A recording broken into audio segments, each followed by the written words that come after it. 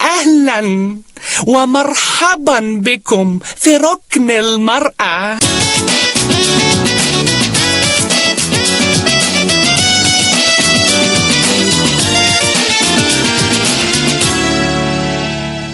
حلقة النهاردة متقسمة لجزئين. الجزء الأول عن مرحلة النمو والسيطرة، صور ونصايح متقدمة من صديقات البرنامج القدام لإخواتهم وبناتهم اللي على وش خطوبة.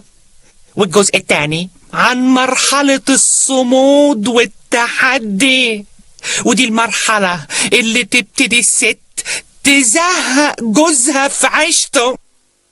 تعالوا نشوف المرحلة الأولى، مرحلة الحب، العواطف. قلبي اتم اتم اتم اتم. تشربي ايه يا حبيبتي؟ لا ميرسي، مش عايزة حاجة. معقولة؟ اشربي حاجة، ليمون، اورانج جوس، كريم كراميل. ميرسي، احنا لازم نوفر عشان وراك مصاريف كتير. كفاية اني اشوفك جنبي. انا مش عايزة حاجة من الدنيا غير كده. عش العصفورة يجمعنا ولقمة صغيرة تكفينا. بس انت ما قلتليش يا حبيبتي، رأيك ايه في شقتنا؟ عشنا هنبنيه طوبة طوبة، طوبة حنان وطوبة حب. كده يبقى الزبون أكل الطعم، وتقدر عصفورتنا تفرض سيطرتها عليه قبل الجواز وبعده. تعالوا نشوف الجزء الثاني، الجزء المهم، طوبة على طوبة خلي العركة منصوبة.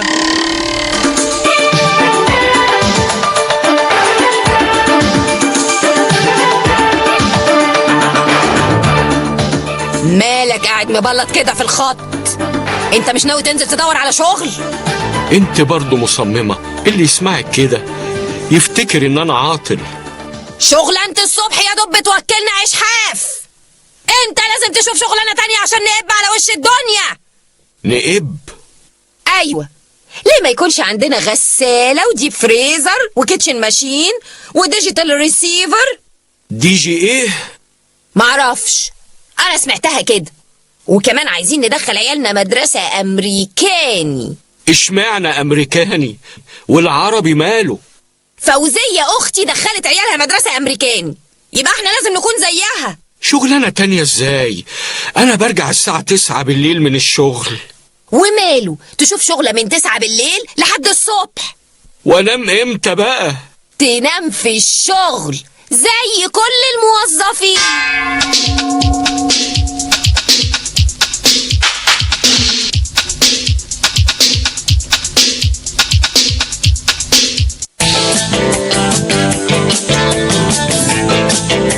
عزيزي المريض، أنت على موعد مع سيلفر بيتش، أضخم مستشفى، أفضل إمكانيات، أرقى مستوى، أطباء وجراحون عالميون. الكيلو 86 بالساحل الشمالي. جراحات اليوم الواحد واليومين واليوم ونص. خصم كبير على الإقامة، أكثر من 3 ليالي، 4 أيام. مستشفى سيلفر بيتش، الوقاية، العلاج والنقاهة في مكان واحد. نحن نستضيف أسرتك ونوفر لهم كل سبل الراحة والاستجمام. عرض خاص خلال فترة الصيف. احجز من الآن.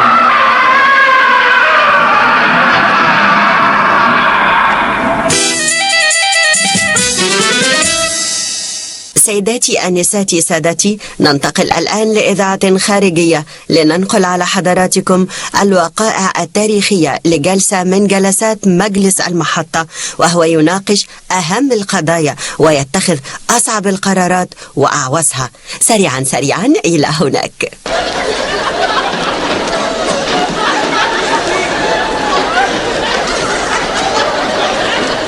طبعا سيادتكم عارفين احنا ليه النهارده مجتمعين.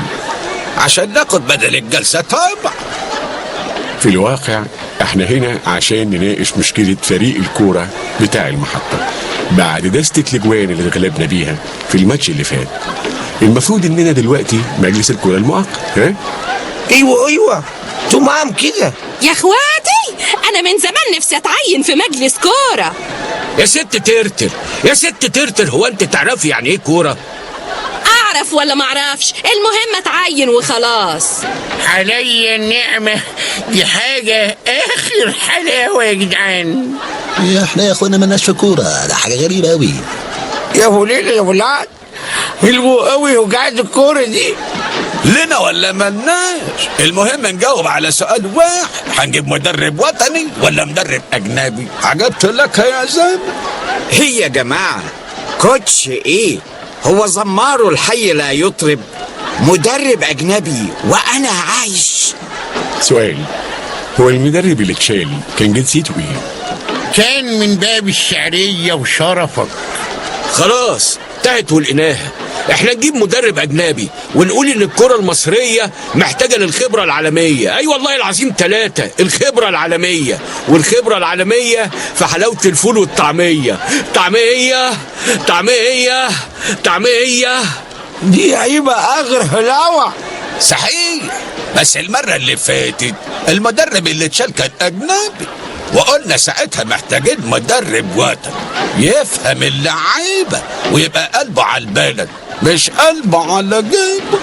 ايوه مال، انا فاكر كويس.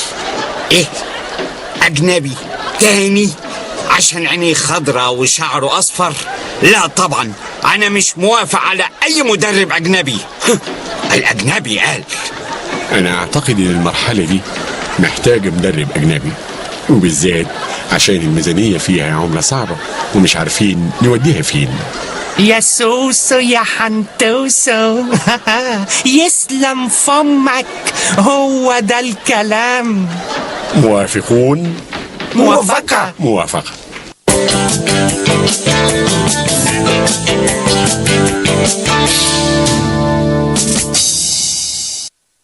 هلا هلا عالجد، والجد هلا هلا عليه. كل المحطات بتقدم ما يطلبه المستمعون، احنا بنقدم ما لا يطلبه المستمعون. انت جاية تسمعي ايه؟ انت جاي تسمع ايه؟ عالتندي هي اغنية واحدة ما فيش غيرها. عبد الظاهر وحيبعت لنا ترجمتها ميمي وتوتو وكوكي بالانجليزي، وحيبعت لنا ترجمتها بالالماني مستر إشليفاديش، وحيبعت لنا ترجمتها بالطلياني مستر كانيلوني. واحنا بنبوس ايديكو عشان تبعتوا لنا ترجمتها بالعربي.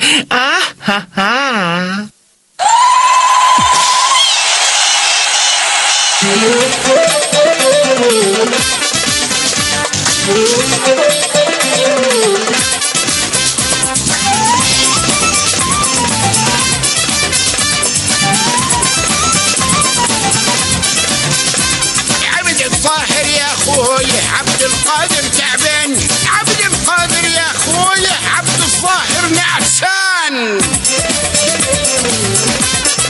يا ولا هتنمشي يا بدودو، تعال يا ولا. ني ولحنيش بتشمل عني جرامدو، ني ولحنيش بتشمل عني جرامدو. عطشان تعالي نفكر كده بس تركوا كده يا باتشم بات. لا شبك انا ما قلت لك يا ولا هات المشي وتعالي.